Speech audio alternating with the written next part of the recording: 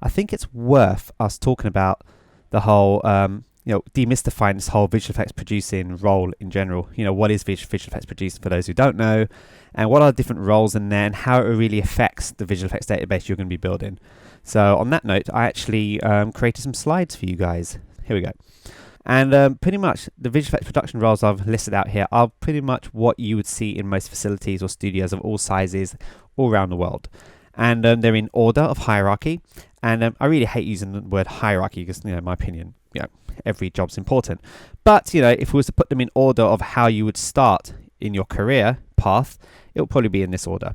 So, to jump into the whole VFX production role, some people start off as being administrative assistants. Some start off as being runners. But, the actual official junior role of a VFX producer or VFX production roles is the VFX Coordinator. So with the VFX Coordinator, this person is pretty much dealing with shots and tasks and sequences and daily tasks with the artist. So the day-to-day tasks would involve checking the artist's shot schedules, making sure the artists are assigned the shots and tasks, and pretty much running the studio floor, as they like to call it.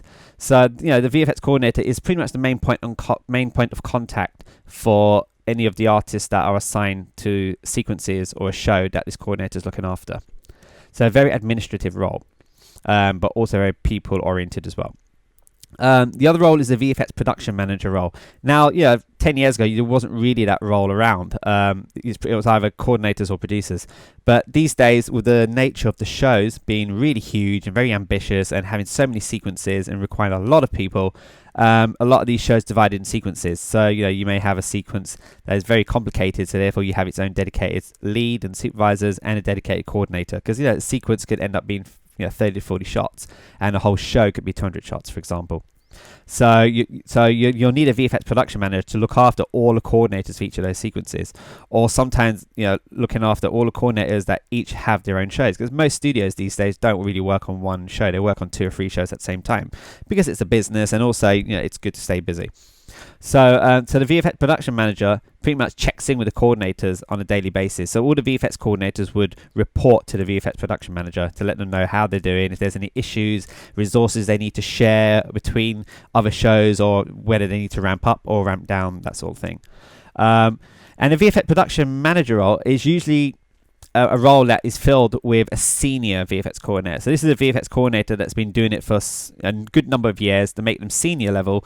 And before jumping into the whole VFX producing role, they probably jump into a production manager role just to slowly wean their way into VFX producing. And the next role is obviously the VFX producer's role. And obviously the VFX producer role is the role that everyone that gets into production from a coordinator's point of view aspires to become, and also works to become a VFX producer, just like a roto or paint artist would aspire to become a compositor and work towards becoming a compositor. Same thing here. And a VFX producer pretty much does all the bidding, budgeting, scheduling, and deals with the clients. So that's pretty much the fundamental difference between a producer and a coordinator. So the VFX producer very rarely deals with the artist on a daily basis. Especially at a big facility, the VFX producers pretty much just check in with the VFX production managers or directly with the coordinators to see how the shows are going. And lastly, there's the executive VFX producer. The executive VFX producer is someone that deals with business development mostly, and is not very hands-on. In fact, it's very rarely that they're hands-on with the actual show itself. When you compare it with a VFX producer who's hands-on, running the show, from beginning to end, the VFX producer is pretty much the person that's gone out there and won the business, as we say. So won the business, brought the business into the company, and passed it over to VFX producers. Now, essentially, they are business development guys, and some of them are owners of the company that were involved in bringing in the business in the first place. And the reason why they call it executive VFX producers is because once they've bought the business in and they've handed it over to a team of VFX producers and supervisors to run, they like to check in just to keep an eye on the overall project to make sure that it's all coming along fine, and it's been delivered on the level of quality that they've promised to the client. So that's the exec VFX producer's role. In these slides, I've actually broken up in more detail between the VFX coordinator and the VFX producer. I think it's kind of important that we break up these two roles as opposed to like the production manager or or the exec producer, because the VFX coordinator is obviously the most common role that everyone jumps into. And so I'm not going to read this all out to you, but in this slide you can see that I've kind of summarized it up, and it's very important to know the difference between the two. But in a nutshell, VFX coordinator is a very administrative role, and involves running around making sure the artists are doing their shots. And lastly, also I would like to point out that the VFX coordinator's job is not just to whip the artist every single hour, say, have you done your shot, have you done your shot, have you done your shot, because it's not useful. It's not useful to the artist, it's not useful to you. So what I like to remind people is the VFX coordinator's role is to pretty much support the artist. And so therefore, if an artist can't deliver the show on time, instead of kicking their asses, you figure out why they can't deliver the shots on time, and figure out in the schedule if you can give more time, or maybe get some support for this artist, or maybe just pull that artist off the shot, because maybe really that shot is not really the artist's bag, in terms of like it's not really his or her thing, and it'd be quicker to give the artist a shot that they're that their skill sets complement. So these sort of things the VFX coordinator will look out for. So you're supporting the artist, if anything. Of course, you've got to be very strict in making sure milestones are met and that the artists do deliver their shots before the end of the day, before they go home. But you must come across as being supportive to your artist, and it's very important to maintain that healthy relationship between the artist and yourself. So that's VFX coordinators for you. And lastly, the VFX producer, again, it's more to do with dealing with the client. So the VFX producer is the client-facing role of the show. So they'll deal with the client on a day-to-day basis, making sure that the budget is maintained, making sure the schedule is maintained.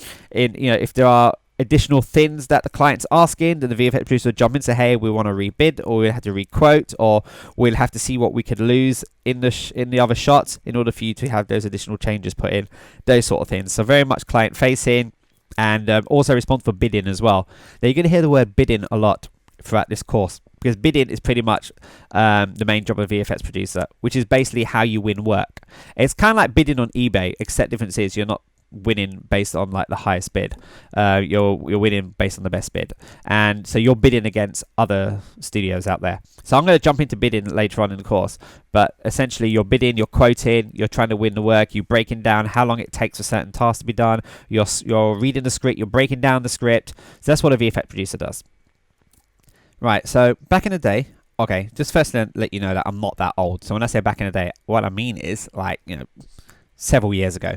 Okay, and so several years ago, when I started my career as in the whole visual effects production role, moving from a compositor to supervisor and producer, I would have a massive long wall, and I'll have a wall full of post-it notes and columns with sticky tape and stuff, and or maybe a big massive whiteboard that I'll shift things around or draw on, and that was cool because it was a way that everyone in the room was able to see the whole project, rather than just having everything in the Microsoft Project, which we still use back in the day. We use Microsoft Project quite a lot in massive Excel spreadsheets, but it was pretty much the producers would see that. And what I loved about the wall was the fact that everyone in the studio can just look at the bigger picture and see how the project's coming along, see how sequences come along, if there's any new sequences. And it was nice that the artists were involved in that production stage and just to see the whole picture, which is why when tools later on, today we have tools like Shotgun and F-Track. Those tools are fantastic because not only are they smart and intelligent in the way they track tasks and allow coordinators and producers to run a show, they're also a good way to let the artist see the bigger picture and to see the whole project and look at different versions of shots and stuff, and just to see the complexity of a show, rather than that sort of things hidden in Excel spreadsheets. So that's what I love about these sort of tool sets. Now, like I said, there are other tools out there. There are like the recently acquired Autodesk Shotgun, and which do exactly similar thing to what F-Track's doing. Also, you have Google Docs, and Google Docs is amazing, by the way. I love Google Docs, and it's free as well. So those studios use Google Docs, and obviously you have bigger facilities like MPC, who uses their own proprietary management system based on historically the FileMaker Pro database. There's loads out there, but with today, simplicity and the idea of hitting the ground running in terms of like getting a project started the minute you win the job. And it's important that there are tools out there that has minimum learning curve. And this is where F-Track comes in. So F-Track is fantastic for this sort of thing because it's very simple. It's designed for artists, and you can pretty much download it and start using it right away because essentially it's a spreadsheet.